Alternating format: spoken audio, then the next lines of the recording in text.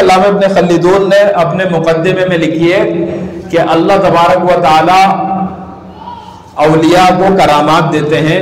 ان کی ولایت کو ثابت کرنے کے لیے، اسی طرح سے دیگر ائمہ نے بھی اس بات کو نقل کیا ہے۔ تو دیکھیں مطلب جو شخص اس دور کے اندر یا کسی اور دور کے اندر صرف ہاتھ پھیر کر یا کچھ کلمات پڑھ کر کسی کے نابینا پن کو درست کر دے یا پھر اس کے برس کے مرض کو دور کر دے، تو وہ اگر وہ صحیح کر رہا ہے تو گویا وہ اس بات کا ثبوت دے رہا ہے کہ گویا میں کیا ہوں، اللہ کا نیک ولی ہوں، میں کیا ہوں، اللہ کا ولی ہوں۔ اور اگر وہ کہتا ہے نہیں میں ولی وغیرہ تو نہیں ہوں لیکن میں ایسا کرتا ہوں اور انسان صحیح ہو جاتے ہیں، تو پھر اس کے ساتھ شیطان دوست ہو گئے، جو شیطان اس کے ساتھ یہ کام کروا رہے ہیں۔ اس کے اوپر بھی میں آپ کو ایک طویل واقعہ سنا دوں گا،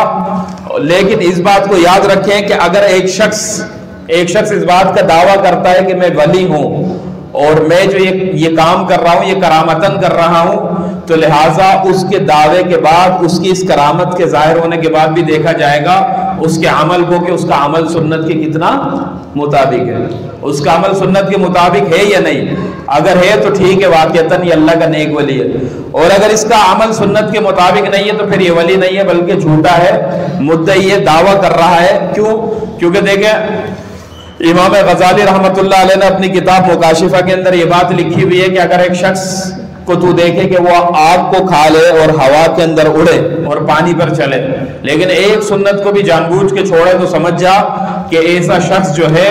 وہ جھوٹا ہے، وہ دعوے دار ہے، وہ کوئی اللہ کا نیک ولی نہیں ہے۔ تو لہٰذا اس چیز سے عمل کو دیکھنا پڑے گا کہ اس کا عمل کیسا ہے۔ یہ بات میں نے کس لیے کی، اس کو ذرا اپنے گوش گزار کر لیں کہ دیکھیں ہمارے پاکستان کے اندر کیا بلکہ پوری دنیا کے اندر بہت زیادہ تیزی کے ساتھ ہی فتنے دن بدن آتے ہیں۔ بہت دنیا کے اندر تو فتنے بہت سارے کام کر رہے ہیں، لیکن پھر جب ہمارے ملک میں وہ آ جاتے ہیں تو پھر ہمارا یہ ذمہ بنتا ہے کہ ہم لوگوں کو اس سے ہوشیار کر دیں۔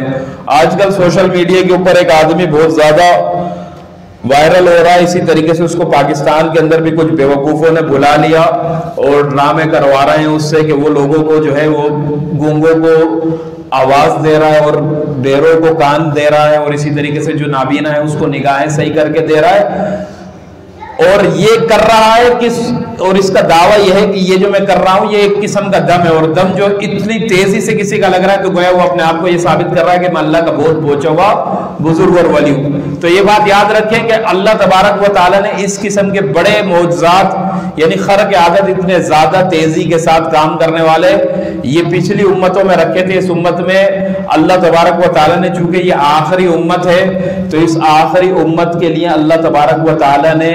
معجزات تو حضور اکرم صلی اللہ علیہ وسلم کو بہت سارے دیے، لیکن وہ معجزات کہ جو معجزات حقیقت سے بالکل ٹکراتے نہیں ہیں، سری یعنی بالکل سمجھ میں آ جانے والے معجزات ہوتے ہیں۔ اور حضور اکرم صلی اللہ علیہ وسلم کی زندگی میں بھی ایک دفعہ بھی یہ ثابت نہیں ہے کہ اللہ کے رسول نے کسی کو بینائی دی ہو، جیسے حضرت عبداللہ ابن ام مکتوم صحابی رسول ہے، اللہ کے رسول کی مؤذن ہے، اور بیچاروں کو بہت زیادہ تکلیف ہوتی تھی اس نابینے پن کی وجہ سے، لیکن اللہ کے رسول نے ان کی بینائی کو صحیح نہیں کیا۔ اللہ کے رسول نے کہ اللہ کے رسول سے زیادہ کسی کا دم لگ سکتا تھا؟ اگر ایسا ہو سکتا تو اللہ کے رسول نہ کر دیتے، ان کی بینائی کو درست کر دیتے۔ اسی طرح بعد کے اندر بہت سارے اللہ کی نیک ولی گزرے ہیں جن کی کرامتیں بہت بڑی بڑی کرامتیں تھیں، لیکن ان نے بھی کرامتاً ثابت نہیں ہے کہ کسی نابینا کو بینائی دے دی ہو۔ تو اس قسم کی بات کر کے پھر وہ ثابت کر رہا ہے کہ میں اللہ کا نیک ولی ہوں، تو پھر اس کی ولایت دیکھی جائے گی اور کس حد تک اس کی ولایت صحیح ہے۔ تو دیکھیے یہ شخص جب باہر ملک میں تھا، مطلب جب اس کو سوشل میڈیا پر اتنا زیادہ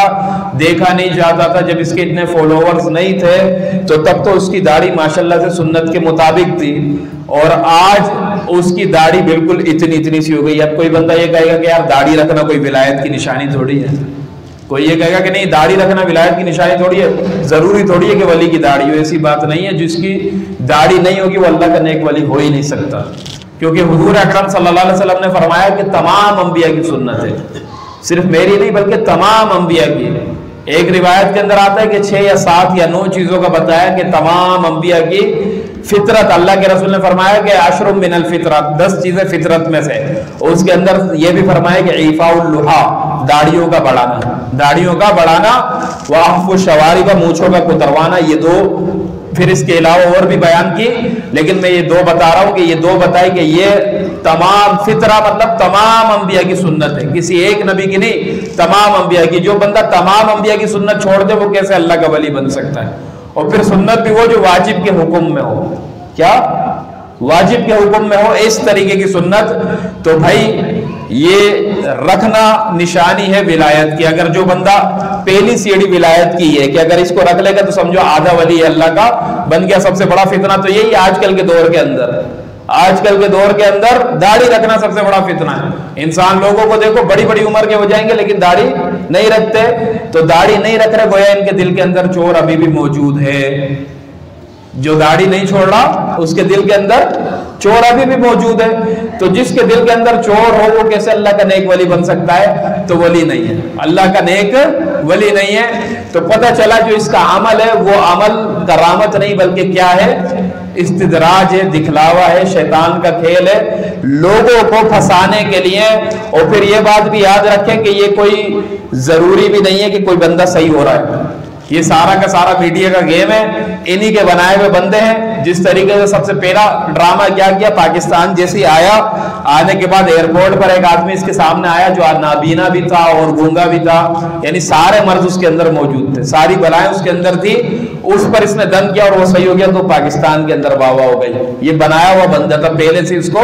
کافی پیسے دے دیے گئے تھے کہ آپ کو ایئرپورٹ کے اوپر آ کر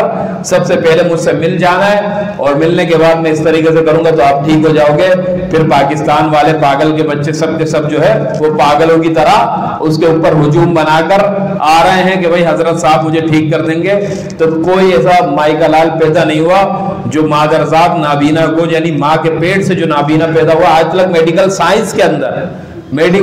کے اندر